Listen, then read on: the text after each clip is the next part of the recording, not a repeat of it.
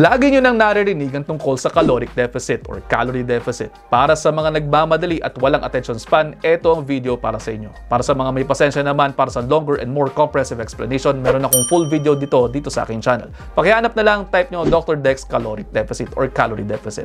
Okay, simply put, mas onting calories ang nakakain ninyo kaysa sa nasuspend nyo sa activities of daily living at exercise. Papet kayo niyan. Yun lang yun. Para malaman kung ilang calories ang kinakailangan ninyo, meron mga online calculators. Input nyo lang dyan ang data ninyo tulad ng weight, height, age, sex, at level of physical activity.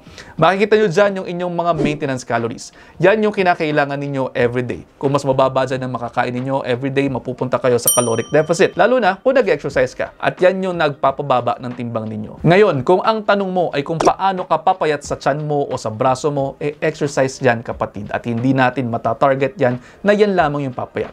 Ang kinakailangan mo, eto, time at patience para maubos ng katawan mo ang fats habang ikaw ay naka-caloric deficit. Next, baka ma-dishearten kayo kung kayo ay mapupunta sa weight plateau. May mga pamamaraan naman para makalabas dyan sa weight plateau, nasa full video ko yan. Panoorin ninyo dahil mauubos na po ang 1 minuto dito sa Reels, but I hope you're all 1 minute wiser. Pakipusuan kung may natutunan. See you next episode. Ingat.